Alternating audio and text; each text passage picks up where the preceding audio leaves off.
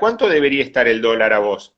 Pero es que de vuelta, yo, digamos, no pienso en esos términos, porque además, de vuelta, vos tenés tipos de, digamos, tendrías lo que se podría llamar también equilibrios múltiples. Entonces, Sí, en momentos de euforia, digamos, esa cuenta que vos estás señalando va a un determinado nivel, por ejemplo, cuando hay optimismo, a niveles parecidos a los que tuviste en la convertibilidad. Y cuando sí, vos, o sea, tenés momentos malos, tenés niveles parecidos a los del 2004, por decir algo. Entonces, la realidad es que además también hay una cuestión de tendencia y esa tendencia tiene que ver con los procesos de crecimiento. Entonces, la sí, verdad que, y además, aun cuando vos pudieras meter todas esas cuentas para hacer la cuenta que corresponde, no tiene sentido, no tiene sentido porque no hay forma que puedas determinar el vector de precio de equilibrio de una claro, economía, porque justamente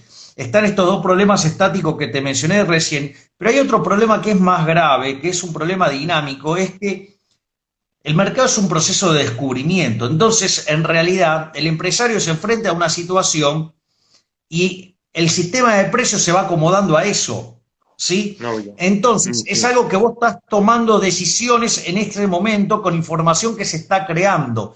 Y vos, en está. realidad, no le podés transmitir al órgano central, suponiendo el comunismo, Sí, sí, esa información. Entonces, digo, si, a ver, digamos, si no lo pudieron hacer, a ver, el socialismo ni siquiera funcionó en Alemania. Digo, menos va a funcionar en cualquier otra parte del mundo, no funciona. Digo, si querés el testimonio de que no funciona es ese. Y después, lo único que te das cuenta es que para que un sistema de esas características pueda funcionar, tiene que permitir que haya mercado negro. O sea, entonces, en el fondo, claro. digamos, es un oxímoron, digo, o es una contradicción en sus términos. ¿Cómo voy a tener, digo, para que el sistema pueda funcionar no tendría que existir, entonces para qué existe? Entonces, me parece que yo ahí, digo, tengo una gran diferencia con mis colegas, o sea, y yo, digamos, cada vez que me salen con eso, Sí, recurrentemente los estropeo porque, digamos, mira, hay un artículo maravilloso de Hayek que se llama El uso del conocimiento en la sociedad.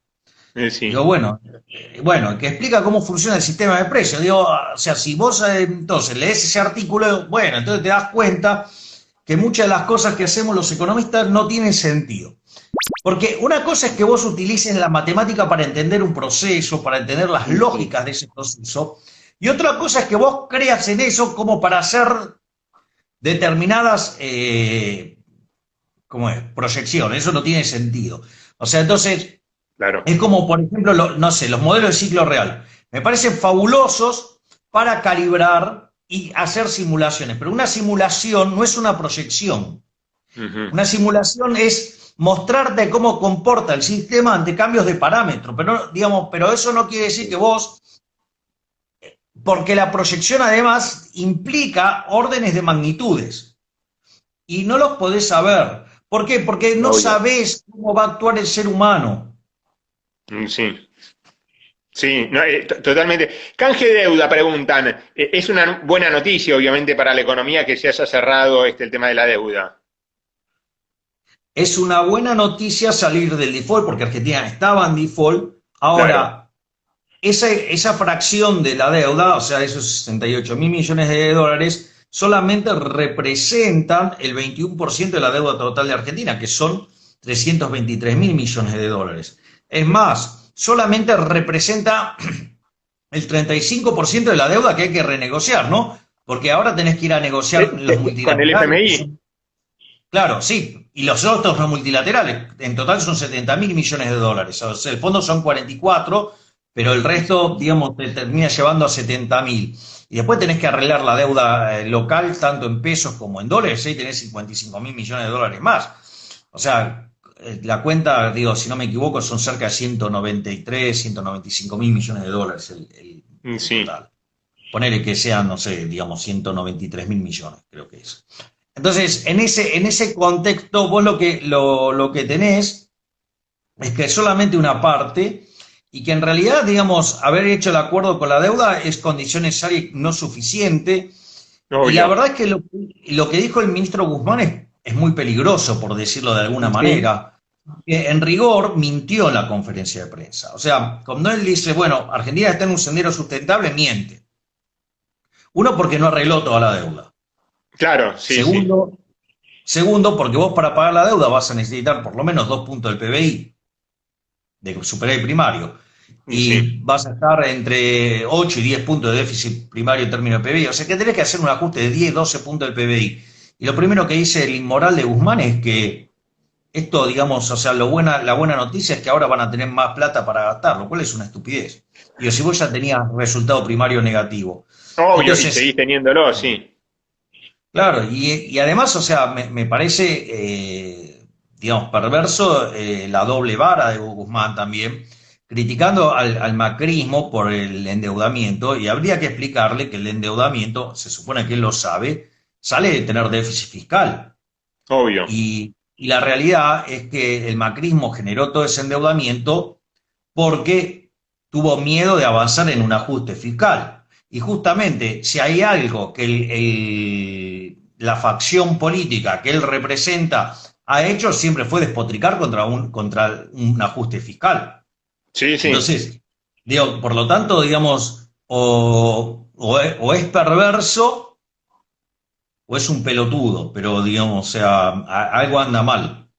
Además mintió también diciendo que el kirchnerismo había dejado digamos, una economía sostenible, lo cual es falso, porque había déficit fiscal primario por casi 5 puntos del PBI, había un Sí, desequilibrio de tarifas de 15-1, había un cepo cambiario, había, digamos, un despiole monetario enorme con el tema de la bomba del dólar futuro, que tenías sí, 1.500 millones de dólares cash y tenías venciendo, más bien asumía Sturzenegger, por explotar una bomba de 23 mil millones, equivalente a 23 mil millones de dólares. Entonces, digo, la obvio. verdad que, además, o sea, la doble vara fue un escándalo en la conferencia, ¿no? Porque le tiró Sí. una patada a Sturzenegger por el tema de las LEVAX, y acaso es tan imbécil que no ve lo que está pasando con las LELIC y los Sí, sí, que es lo pases. mismo, sí.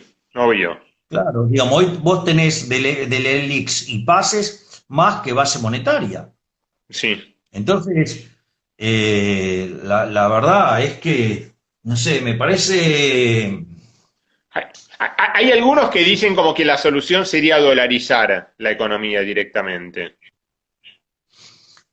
digamos, mi percepción es que Argentina debería eliminar el Banco Central. O sea, el Banco Central ha sido un mecanismo sistemático de Es estafa más sobre el difícil, sistema económico. es más difícil. Bueno, no sé, digamos, o ¿Por sea, a dónde mí me parece. empezarías para hacer este? Y mucha gente, dejás a mucha gente en la calle ahí. Bueno, digamos, si vos tenés una buena política contra el delito, también dejas muchos ladrones sin trabajo. Obvio. O sea, así digamos, no.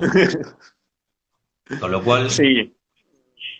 no, Eh, no, ¿Cuál, cuál eso no sería tu es primer un. medida para tratar de bajar un poquito el déficit? ¿Cortarías un poco los Bueno, subsidios, la cantidad no sé, de IFES? mira, no, lo que nosotros, de hecho, nosotros eso lo propusimos con Diego Giacomini en Libertad, Libertad, Libertad. Nosotros proponemos eliminar de cuajo la obra pública, eh, queremos eliminar de cuajo las transferencias discrecionales, tanto de nación a provincia como de provincia a municipios. Bueno, el Y gobierno tiene la carta todo el tiempo diciendo que la obra pública genera trabajo, ¿no? Porque es construcción, que te reactiva toda bueno, la economía, tenés más despacho pero de eso es cemento, falso. ¿no? Pero eso es falso. Eso es una falacia, es lo que Bastiat llamaba la falacia de lo que no se ve. Cuando vos haces obra pública, con algo lo tenés que financiar. Sí, Digo, si lo financiás con deuda es inmoral porque se lo estás trasladando a las generaciones futuras. No solo generaciones que no votaron, generaciones que quizás ni siquiera nacieron, primer punto. claro. La otra alternativa es que lo financies con impuesto inflacionario, con lo cual es una cosa sumamente perversa porque se lo estás trasladando a las capas más vulnerables de la sociedad. Y la otra alternativa es que lo mandes a ¿cómo es que se dice? A impuestos, con lo cual se lo estás cargando a las generaciones presentes. Por lo tanto, Sí. digo, me parece Eh, que es una, digamos, por lo tanto, toda esa detracción de fondos lo que hace es que lo que generas por un lado lo eliminás por otro. Entonces hay un robo, que es el impuesto, después hay problemas, hay lo que se llaman daños directos y daños indirectos, o sea, sí. porque vos estás modificando los precios relativos, estás modificando la estructura de capital, entonces digamos, o sea, el resultado termina siendo peor que la enfermedad. Aparte, nunca vas a estar mejor en bienestar porque si el sector privado no había decidido hacer eso, y si vos lo estás haciendo vía robarle los ingresos al sector privado porque a vos se te canta el traste de que ahí tiene que haber una ruta, bueno, qué sé yo, digo, no, la verdad es que, y la verdad es que, digamos, ya sabemos por qué les gusta tanto a los políticos la obra pública, porque roban con eso.